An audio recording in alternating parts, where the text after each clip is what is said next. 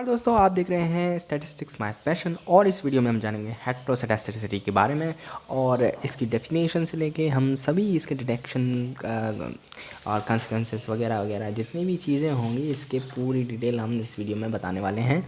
और साथ ही आप नए हैं तो चैनल को सब्सक्राइब करें, सब्सक्राइब कर लीजिए जिससे आपको वीडियो ढूंढने में परेशानी ना हो। आपको वीडियोस ऑटोमेटिकली आपकी स्क्रीन पर दिखाई देने लगेंगी जो भी नई वीडियो आएंगी। हेटेरोसेडेस्टिसिटी क्या होता है इसके बारे में हम पता लगा लेते हैं। और एक होता है होमोसेडेस्टिसिटी। दोनों अलग अलग टर्म हैं लेकिन ज़्यादा अंतर नहीं है, बस चीज़ एक ही है। बस आप आपको समझ में आ जाएगा। आप एक बार समझिए हेटेरोसेडेस्टिसिटी क्या होता है। तो मान लीजिए एक कोई चीज़ है, अगर आप उसको बढ़ाते हैं, अगर आप उसको बढ़ाते हैं और वो साथ में वो भी बढ़ने लगे, दूसरी चीज़ भी बढ़ने लगे, है ना, तो दोनों का इम्पैक्ट जो है क्या हो रहा है, सिमिलर मतलब एक तरीके से कोरिलेट हैं एक दूसरे पे, कि कोई चीज़ एक वैल्यू बढ़ाने पर दूसरी भी बढ़ रही है। तो इस तरीके से उनके जो वेरिएंसेस हैं वो हमें सेम नहीं मिलते हैं, क्योंकि आ ही नहीं सकते, क्योंकि जब वो दूसरी वैल्यू बढ़ रही है तो सिमिलरली दूसरी चीज़ भी बढ़ती जा रही है उसी के साथ। तो हमें कभी ऐसी कंडीशन नहीं मिलेगी जब इनके वेरिएंसेस सेम हों। और अगर दूसरी भाषा में ग्राफ के तरीके से हम समझें इसको, तो ग्राफ से कैसा समझेंगे, देखिए समझे से मान लीजिए हमारे पास एक ग्राफ है और इसमें हम इनकम और सेविंग्स के बारे में हम इसमें ग्राफ को रिप्रेजेंट कर रहे हैं। इनकम और सेविंग्स में बता रहे हैं और इनके बीच की डेंसिटी, है ना। तो इनकम, सेविंग्स और डेंसिटी में यहाँ पे हमने क्या देखा कि जैसे जैसे हमारी इनकम बढ़ती जा रही है, या सॉरी बढ़ती नहीं जा रही, हमारी इनकम कांस्टेंट रहती है एक तरीके से।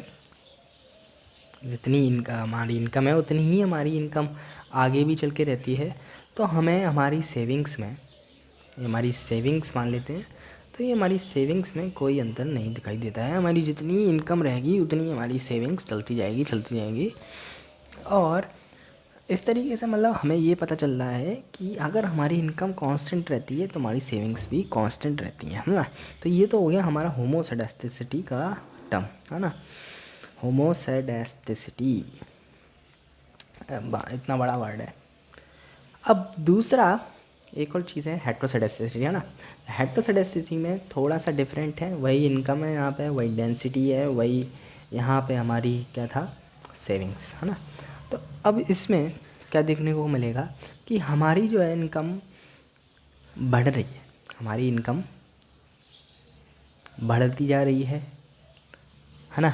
तो बढ़ती हमारी इनकम बढ़ेगी तो हमारी सेविंग्स भी बढ़ेगी, और सेविंग्स बढ़ेगी तो इसमें ग्राफ में अंतर आएगा, यानी कि हमारे ग्राफ्स में क्या आएगा, अंतर आएगा। तो इनके जो वेरिएंसेस हैं, ये वेरिएंसेस के लिए हम बना रहे हैं यहाँ पे, इनके वेरिएंसेस में जो है अंतर दिखेगा आपको, एक जैसे सेम नहीं दिखेंगे आपको, यानी कि कोई छोटा कोई बड़ा आपको ऐसा दिखाई देगा। बस ये पर्पज़ है कि जब हम कोई दो वेरिएबल्स के बीच में ग्राफ बनाएं, जैसे कि इनकम और सेविंग्स के बीच में हम ग्राफ बनाएं और उनके वेरिएंसेस में अंतर दिखाई दे, तो हमारा ये क्या होगा, हेटेरोसेडेस्टिसिटी। और इससे पहले जो मैंने आपको बताया था वो होमोसेडेस्टिसिटी था, जिसमें हमें उनके वेरिएंसेस में कोई अंतर देखने को नहीं मिला था। तो आपको थोड़ा सा समझ में आइडिया आ गया होगा कि क्या हेटेरोसेडेस्टिसिटी होती है और क्या होमोसेडेस्टिसिटी होती है ना। तो क्लियर है आपको।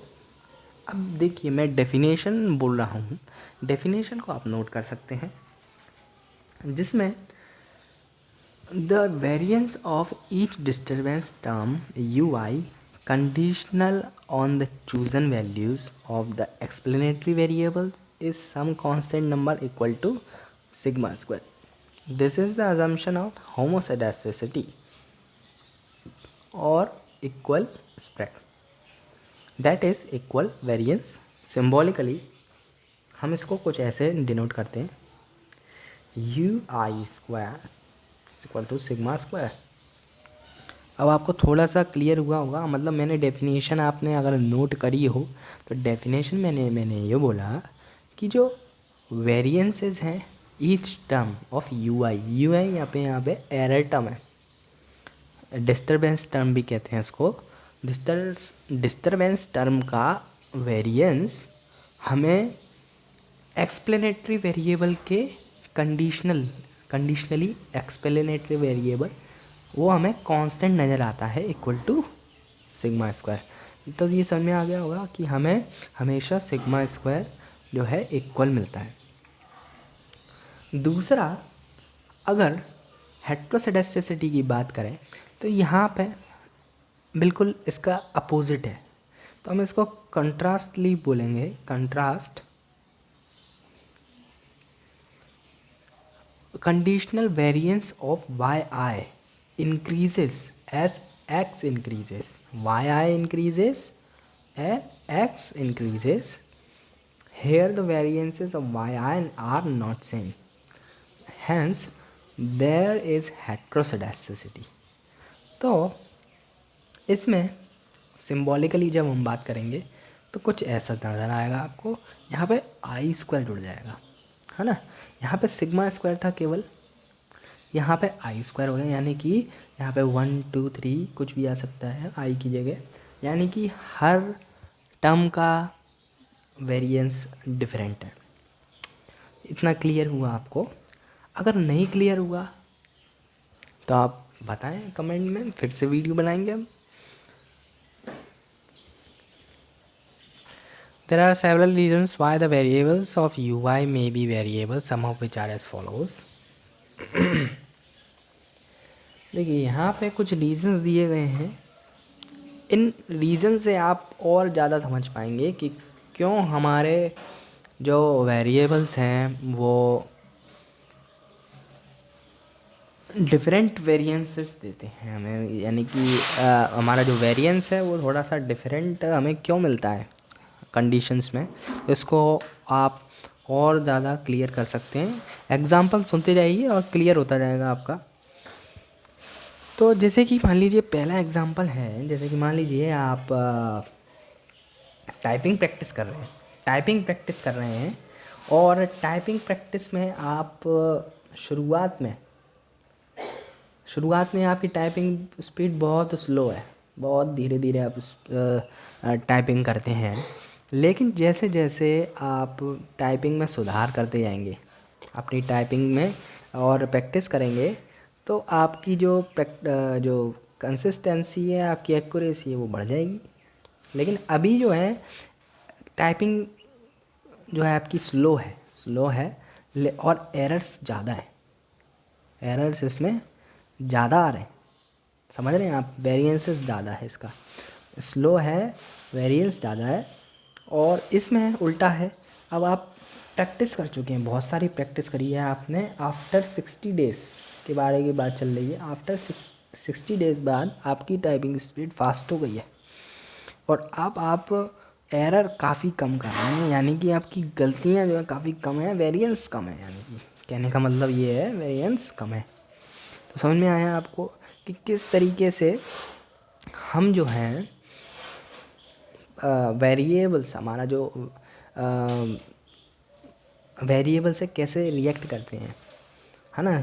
हमने किसके बीच में लगाया ये समय और टाइपिंग स्पीड के बीच में, ये हम ग्राफ बनाएंगे, टाइम और टाइपिंग कंसिस्टेंसी या एक्यूरेसी कह सकते हैं। जैसे जैसे टाइम बढ़ेगा हमारी टाइपिंग स्पीड, टाइमिंग जो एक्यूरेसी है टाइपिंग की वो अच्छी होती जाएगी, है ना। शुरुआत में तो हमारे जो तो इस तरीके से ये किसका एग्जांपल आपको दिखाई देगा, हेट्रोसेडेस्टिसिटी का एग्जांपल दिखाई देगा आपको, क्योंकि इस समय वेरिएंस जो है डिफरेंट है। सेम वेरिएंस यहाँ पे नहीं नज़र आएगा। दूसरा आपको एग्ज़ाम्पल एक और मैं आपको बताऊँ तो काफ़ी सरल एग्ज़ाम्पल है। जैसे कि मान लीजिए कोई इनकम के बारे में है, ये इनकम के बारे में एग्ज़ाम्पल है। इनकम ग्रो हो रही है, इनकम ग्रो, और उसकी जो दूसरी इनकम जिसको हम डिस्क्रेशनरी इनकम के नाम से जानते हैं, वो और ज़्यादा हो गई। Hence more scope for choice about the disposition of their income. Hence sigma square like to increase with income. तो कहने का मतलब मेरा क्या है कि अगर आपकी इनकम बढ़ती है तो आपकी जो एक्स्ट्रा खर्चे हैं, आपके जो एक्स्ट्रा जो एक्सपेंसेस हैं वो भी बढ़ने लगेंगे। आप और चीज़ों में ज़्यादा खर्च करने लगते हैं। इससे क्या होता है कि हमारा जो सिग्मा स्क्वायर है वो इंक्रीज़ होने लगता है इनकम के साथ साथ, है ना। जितना ज़्यादा इनकम हमारी बढ़ती जाती है उतना ज़्यादा वेरिएंस में अंतर आने लगता है। तीसरा एक एग्जांपल और है जिससे आप पता लगा सकते हैं कि हमारे वेरिएबल्स में कैसे कोरिलेशन होगा। अब देखिए, सबसे पहले तो एक और है कि एक डेटा कलेक्टिंग टेक्निक्स भी हमारे को इम्प्रूव, जैसे कि मान लीजिए हमारे पास एक टेक्निक है जो थोड़ी पुरानी है, डेवलप टेक्निक नहीं है, उससे हमने कोई चीज़ निकाली, कोई भी हमने वैल्यू निकाली उस टेक्निक की मदद से, तो वो ज़रूरी नहीं है कि वो जो पुरानी टेक्निक है वो अच्छे से काम करेगी। क्योंकि पुरानी है, थोड़ी कम डेवलप है वो, तो हमें जो आंसर मिलेगा वो थोड़ा सा ऐसा मिलेगा कि उसमें वेरिएंस जो है काफ़ी ज़्यादा हो, मतलब एक्यूरेट आंसर नहीं आएगा। वेरिएंस का मतलब कि आप समझते होंगे, वेरिएंस का मतलब कि जो हमारी एग्जैक्ट वैल्यू है, एग्जैक्ट जो हमारी वैल्यू है उस एग्जैक्ट वैल्यू से थोड़ा दूर जाना, उसको हम वेरिएंस कहते हैं। हमारी एग्जैक्ट वैल्यू से जितनी ज़्यादा पास वैल्यू होगी हमारी, उतना वेरिएंस कम माना जाता है। अब इसके बाद हम दूसरी चीज़ करते हैं कि उल्टा सोचते हैं कि हमारे पास अब अच्छी टेक्निक है हमारे पास। अच्छी टेक्निक होने की वजह से हमारा जो वेरिएंस है काफ़ी लो हो जाएगा, टेक्निक अच्छी है हमारे पास, इसलिए वेरिएंस लो हो गया, हमारी एग्जैक्ट वैल्यू के हमारे आंसर पास आएगा, इस वजह से हमारा वेरिएंस कम हो चुका है। अब देखिए अगला है एक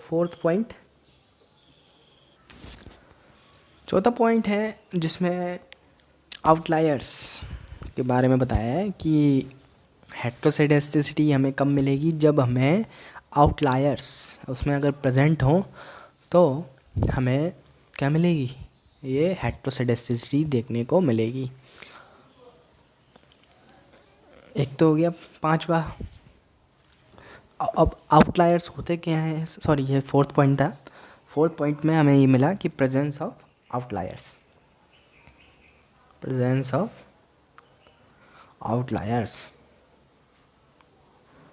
ये हो गया चौथा पॉइंट।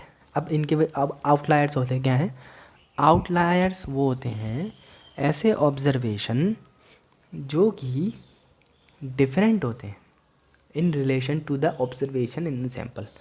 ऐसे ऑब्जर्वेशन जो डिफरेंट हों, हमारे जो हमने सैंपल लिए हैं उनसे काफ़ी डिफरेंट हो। जैसे कि हमने मान लीजिए हम कोई सर्वे कर रहे हैं जिसमें पुअर्स लोग हैं, तो हम ऐसे व्यक्ति को ले लें जिसमें, अच्छा मैंने कैसे कि पुअर पॉपुलेशन हमने सर्वे किया पुअर पॉपुलेशन का, और हमने मान लीजिए एक ऐसा व्यक्ति ले लिया जो काफ़ी ज़्यादा रिच है, तो वो रिच पर्सन जो है हमारे आउटलायर्स कहलाएंगे। आउटलायर्स ऐसे लोग होते हैं जो हमारे सैंपल से बिल्कुल डिफरेंट हो, तो ये हेट्रोसेडेस्टिसिटी का कारण बनते हैं। पांचवा एक और कारण है जिसमें हेट्रोसेडेस्टिसिटी होती है। जैसे कि मान लीजिए हमें कोई वेरिएबल्स हैं, तो वो वेरिएबल्स हमने अपनी मर्ज़ी से हटा दिए, वेरिएबल्स को हमने अपना काम आसान करने के लिए हटा दिया। तो उससे क्या होगा कि हमारे जो सर्वे कर रहे हैं, जो भी हम काम कर रहे हैं, उसमें हमें एटोसेडेसिटी नज़र आने लगेगी। तो अब ये कुछ 5 पॉइंट्स थे जिसमें हम ओमिट कर रहे हैं वेरिएबल्स को, ओमिटिंग वेरिएबल्स। अब यहाँ अगला एक और है 6th पॉइंट, जिसमें कारण है स्क्यूनेस। स्क्यूनेस भी एक कारण है एटोसेडेसिटी का in the distribution of one or more regressors included in the model। जब हमारे मॉडल में एक या एक से ज़्यादा रिग्रेसर्स मौजूद हों, तब इस स्थिति में हमें एटोसेडेसिटी नज़र आएगी। और इसमें एक एग्ज़ाम्पल दिया गया है, वो एग्ज़ाम्पल से आप समझेंगे और अच्छे से, जिसमें कुछ वेरिएबल्स हैं जैसे कि इनकम, वेल्थ और एजुकेशन, है ना। ये 3 टर्म्स हैं। इन 3 टर्म्स में ये देखेंगे आप कि इनकम और वेल्थ जो है अनकॉमन होती हैं सोसाइटीज़ में, और है ना, क्योंकि अलग अलग जगह पे हम जाएंगे तो सब जगह अलग अलग हमको इनकम वाले लोग मिलेंगे, अलग अलग वेल्थ वाले लोग मिलेंगे। इस तरीके से उनमें जो स्क्यूनेस हमें दिखाई देगी वो एक सोर्स होगा हमारे हेटेरोसेडेसिटी का। 7 पॉइंट है जो कि एक हम कह सकते हैं कि इनकरेक्ट हम डाटा ट्रांसफॉर्मेशन कर रहे हैं, इनकरेक्ट डाटा ट्रांसफॉर्मेशन, है ना। और दूसरा है कि इनकरेक्ट फंक्शनल फॉर्म कर रहे हैं, इनकरेक्ट फंक्शनल फॉर्म। तो ये 2 और चीज़ें हैं जिसमें से हम हेटेरोसेडेसिटी का सोर्सेस हैं ये, जिसमें इनकरेक्ट डाटा ट्रांसफॉर्मेशन होता है और दूसरा होता है इनकरेक्ट फंक्शनल फॉर्म। अब यहाँ पे हमने क्या किया कवर कि हेटेरोसेडेसिटी क्या होता है और उसके सोर्सेस क्या होते हैं। सोर्सेस मतलब क्या कारण होता है हेटेरोसेडेसिटी का, कि वेरिएबल्स अलग हैं हमारे, और वेरिएबल्स जो हैं उस पर डिपेंड नहीं कर रहे हैं। मतलब जैसे वेरिएंसेस बढ़ता जा रहा है हमारा दूसरे वेरिएबल के साथ साथ, तो इस तरीके से हमें यहाँ पे हेटेरोसेडेसिटी नज़र आती है। अब होमोसेडेसिटी जो है आपको कम देखने को मिली है, कांस्टेंट टर्म है, क्योंकि हम ये मान लीजिए कि ऐसा वेरिएबल जिसमें अंतर करने पर वेरिएंस में कोई अंतर ना आए, तो काफ़ी कम ही एग्जांपल ऐसे होंगे जिसमें हम किसी वैल्यू में चेंज करने पर उसके वेरिएंस में अंतर ना दिखाई दे। तो ऐसे काफ़ी कमी एग्जांपल मिलेंगे हमको। हेटेरोसेडेसिटी के काफ़ी ज़्यादा एग्जांपल देखने को मिल सकते हैं, जैसे कि हमने पढ़े जिसमें हमें हेटेरोसेडेसिटी नज़र आई। अब हम नेक्स्ट टॉपिक जिसमें OLS एस्टिमेशन के बारे में पढ़ेंगे। OLS एस्टिमेशन क्या होता है, इस वीडियो को आप मेरी अगली आने वाली वीडियो में जानेंगे। OLS एस्टिमेशन क्या होता है और कैसे हम इसको यूज़ करते हैं, वो अगली वीडियो में मैं आपको बताऊंगा। इसके लिए आप सब्सक्राइब कर लें चैनल को, जिससे वो नोटिफिकेशन आपको मिल जाए। लेकिन अभी हम इस वीडियो में जानेंगे OLS estimation in the presence of heteroscedasticity. अब यहाँ पे हम किसके प्रेजेंस में कर रहे हैं, हेटेरोसेडेसिटी के प्रेजेंस में OLS एस्टिमेशन कर रहे हैं, है ना। अब यहाँ पे हमने कोई कंडीशन आपको बताई थी कि इसमें जो एरर टर्म होता है वो वेरिएंसेस के इक्वल नहीं रहता, अलग अलग डिफरेंट वेरिएंसेस होते हैं। ये होती है हमारी हेटेरोसेडेस्टिसिटी, है ना, हेटेरोसेडेस्टिसिटी। अब यहाँ पे हम इसको कैसे OLS एस्टिमेशन करेंगे इसका, तो यहाँ देखते हैं। तो OLS एस्टिमेशन करने के लिए सबसे पहले मैं आपको 2 वेरिएबल मॉडल आपको दिखाऊंगा। 2 वेरिएबल मॉडल, 2 वेरिएबल मॉडल सरल होता है 3 वेरिएबल मॉडल की तुलना में। 2 वेरिएबल मॉडल जल्दी हम कर सकते हैं। तो yi β1 plus β2 xi plus ui, है ना। तो ये तो हो गया हमारा 2 वेरिएबल मॉडल, इसमें हमें yi और xi 2 वेरिएबल्स हैं। अब यहाँ पर हम क्या करेंगे, apply OLS method, apply OLS of β2। β2 का OLS निकालेंगे तो हमें जो वैल्यू मिलेगी वो मिलेगी sigma xi yi upon sigma xi square, है ना। यहाँ पे β2 की वैल्यू मिली। इसके बाद n sigma xi yi minus sigma xi sigma yi upon sigma xi square sigma xi square whole square. Okay, तो यहाँ आप देख सकते हैं ये जो कुछ मैंने चीज़ें लिखी हैं तो ये कैसे आती हैं, इसके लिए OLS मेथड जानना ज़रूरी है। लेकिन फिर भी आप इसको ज़्यादा डिटेल में न जानते हुए इसको आप याद कर लें, क्योंकि ज़्यादा कठिन चीज़ नहीं है, छोटी सी चीज़ याद करने लायक होती है कि इसमें β2 कैसे निकाला जाता है। ये β2 की वैल्यू है सिग्मा xi yi अपन में सिग्मा xi स्क्वायर, और इसकी जब हम इसको कैपिटल में कन्वर्ट करते हैं तो हमें ये टर्म प्राप्त होता है ना। अब इसके बाद इसका वेरिएंस भी हमें देखने को मिलता है। Variance β2 cap is equal to sigma xi square sigma i square upon sigma xi square का होल स्क्वायर। यहाँ पे आपको समझ में आया होगा कि किस तरीके से हमें यहाँ पे वेरिएंस की वैल्यू मिली है। वेरिएंस की वैसे वैल्यू मिली है, इसको हम बाद में जानेंगे, इसको आप याद कर लें। अब यहाँ हम बात करेंगे होमोसेडेस्टिसिटी। जब होमोसेडेस्टिसिटी हो तब हमारा क्या वेरिएंस होगा। सेडेस्टिसिटी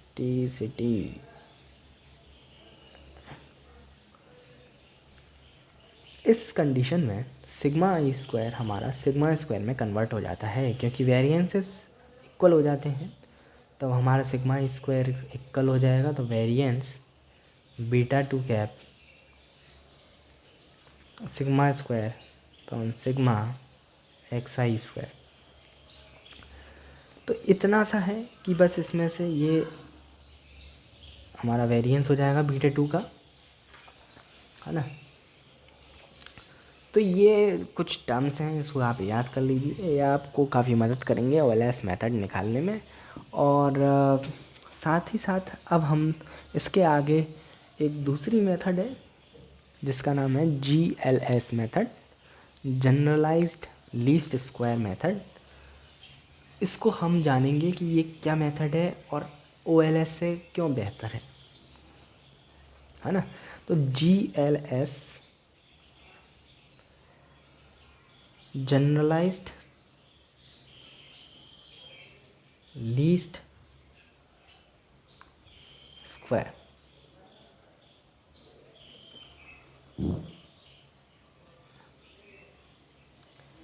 जनरलाइज्ड लीस्ट स्क्वायर क्या होता है इसके बारे में देखते हैं। अच्छा, OLS मेथड क्यों ख़राब है इसका भी कारण हम देख लेते हैं। कि Y is the usual OLS estimator of beta 2 is not best although it is still unbiased. तो इस क्वेश्चन में क्या बोला कि OLS एस्टिमेटर अच्छे नहीं होते हैं बल्कि ये अनबायस्ड होते हैं फिर भी। तो इसके लिए देखिए हम आपको एक एग्जांपल से मैं आपको समझाता हूँ। इसमें होता क्या है, जैसे कि इसमें किसी चीज़ को वेट नहीं दिया जाता। वेट होता है, वेट मतलब इम्पोर्टेंस, किसी चीज़ को इम्पोर्टेंस नहीं दी जाती। जैसे कि मान लीजिए कोई वेरिएबल है, उसका ज़्यादा इम्पोर्टेंस है किसी सर्वे में, तो उसको इम्पोर्टेंस कम दिया जाता है OLS मेथड में। लेकिन GLS मेथड में ऐसा नहीं है। जिस वेरिएबल की जितनी ज़्यादा वैल्यू होती है उस वेरिएबल को उतना ही ज़्यादा उसकी वैल्यू होगी और उसको उतना ही ज़्यादा वेटेज दिया जाएगा। तो ये वेटेज दिया कैसे जाता है, तो इस वीडियो में हम यही देखेंगे। So it assigns equal probability of importance to each observation, but a method of estimation is known as the generalized least square takes such information into account explicitly and is therefore capable of producing estimators that are blue, that means best linear unbiased estimator. To see how this is accomplished, let us continue with the non-familiar two variables model. तो मैंने यहाँ पे definition बोली कि ये जो है equal probability, equal weights और इम्पॉर्टेंस हर एक ऑब्जर्वेशन को देता है, और इस मेथड को हम जनरलाइज लीस्ट स्क्वायर के नाम से जानते हैं।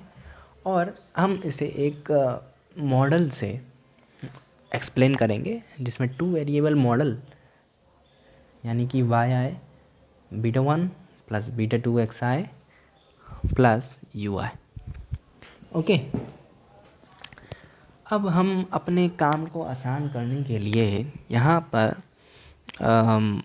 YI is equal to beta 1 X0I plus beta 2 XI plus UI। X0I is equal to 1, यहाँ वैल्यू है X0I की, बिकॉज यहाँ पे 1 रखेंगे वापस ही आ जाएगा वो इक्वेशन में, है ना। अब यहाँ पर हम इसका डिवाइड कराएंगे सिग्मा आई से। बोथ साइड हम यहाँ पे डिवाइड करेंगे और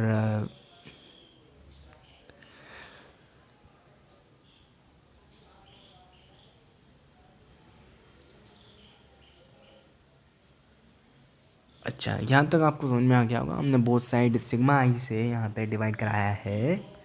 अब इस पूरे टर्म को हम लिखेंगे YI star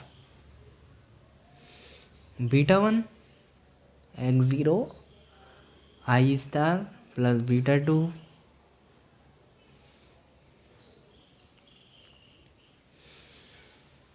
XI star plus UI star. ये आ गया आपको, ये इक्वेशन आ गई किसकी, GLS एस्टिमेटर की, है ना। ये हमारा GLS एस्टिमेटर का मॉडल है। तो इसमें बस अंतर क्या है कि ये जो मॉडल है वो सिग्मा आई से डिवाइडेड है, और यहाँ पे ये बताता है कि हमने क्यों इसको, आखिर ऐसा हमने क्यों किया, है ना। यही क्वेश्चन होगा आपके मन में कि अपनी मर्ज़ी से सिग्मा आई से डिवाइड करा दिया हमने, उससे फ़ायदा क्या हुआ। फ़ायदा ये होगा कि जब हम वेरिएंस निकालेंगे एरर टर्म का, एरर टर्म यानी कि UI स्टार का, तो हमें क्या अंतर यहाँ पे दिखाई मिलेगा, चलिए देखते हैं। इसका हम क्या निकाल रहे हैं, एरर टर्म का वेरिएंस। तो वेरिएंस कैसे निकालेंगे, UI star UI upon sigma I whole square और 1 upon sigma I square and UI square 1 upon sigma I square और ये जो वैल्यू है वो भी सिग्मा आई स्क्वायर। तो यहाँ पर कैंसिल आउट होके 1 आ गया, यानी कि वेरिएंस जो है हमारा एक 1 आ चुका है, जो कि एक कांस्टेंट टर्म है। वेरिएंस हमारा क्या आ चुका, एरर टर्म का वेरिएंस वो आ चुका 1, जो कि एक कांस्टेंट टर्म है। और कांस्टेंट टर्म से फ़ायदा क्या मिलेगा कि जो वेरिएंस होगा वो होमोसेडेस्टिक में बदल जाएगा, क्योंकि होमोसेडेस्टिक कंडीशन में हमारा वेरिएंस जो था वो कैसा था, इक्वल। तो इक्वल वेरिएंस से आपको क्या फ़ायदा होगा कि यहाँ पे हमको होमोसेडेस्टिक कंडीशन मिलेगी और आप इक्वल वेटेज दे पाएंगे सभी ऑब्जर्वेशंस को। तो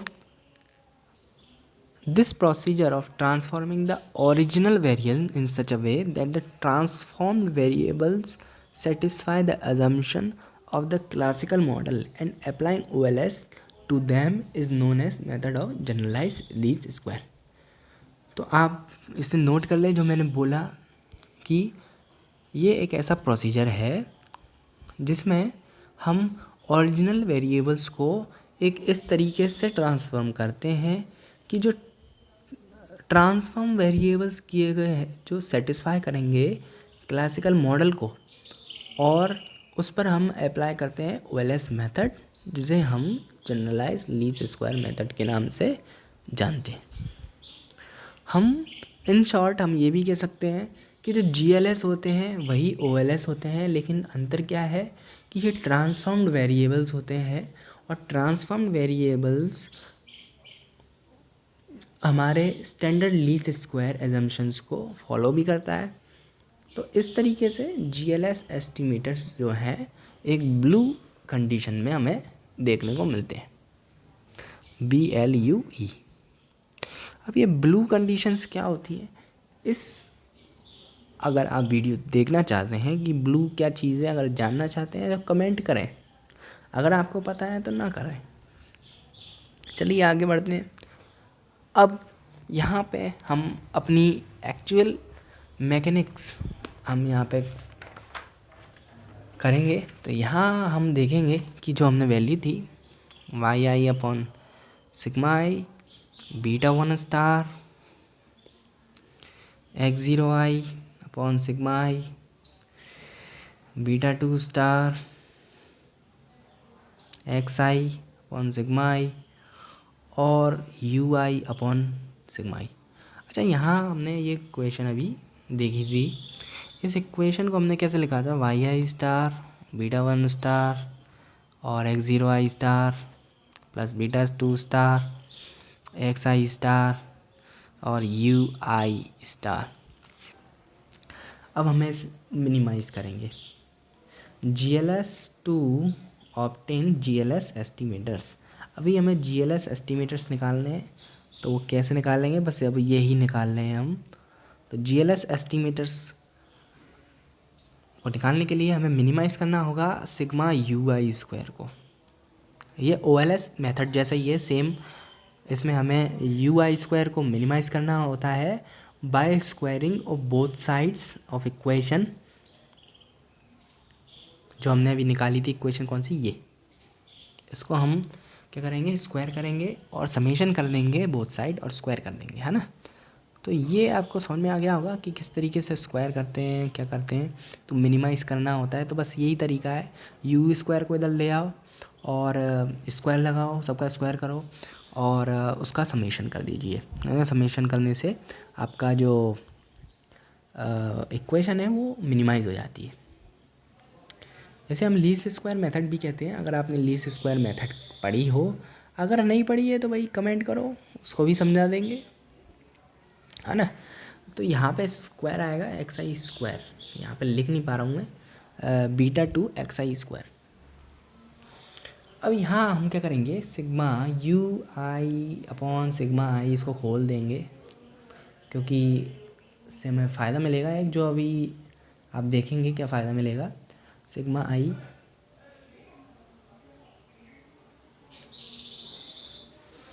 x 0 I on sigma I minus beta 2 X I sigma I और स्क्वायर। यहाँ तक हम पहुँच चुके हैं। अब इसके बाद क्या करना है चलिए देखते हैं। इसके बाद हम अपना OLS मेथड लगाकर जैसे हम वैल्यू निकालते हैं बीटा 2 की, वैसे ही हम बीटा 2 स्टार की वैल्यू निकालेंगे। तो सिग्मा WI, यहाँ पे n था OLS मेथड में, n की जगह यहाँ पे W आ चुका है। आप अगर OLS मेथड से कंपैरिजन करेंगे तो यहाँ आपको अंतर साफ दिखाई देगा कि यहाँ जहाँ जहाँ n था वहाँ सिग्मा WI आ चुका है।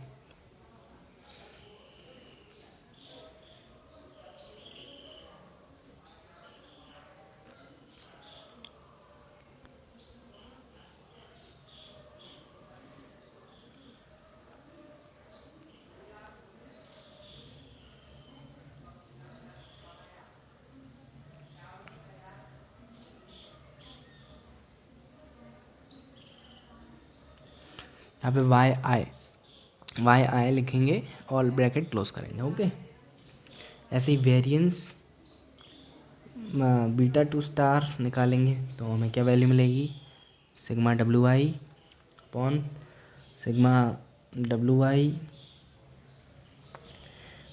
WI XI square minus sigma WI XI square. अच्छा, वेरिएंस आपको समझ में आ गया होगा कि ये वेरिएंस OLS मेथड जैसा ही है, n की जगह सिग्मा WI रखा है।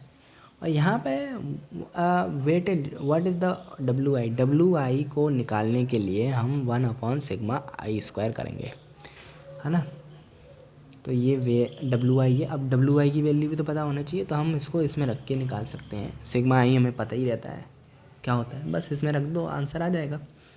तो बस इतनी थी GLS मेथड, किस तरीके से GLS मेथड निकालते हैं इस वीडियो में हमने जाना। अगली वीडियो में हम और पढ़ेंगे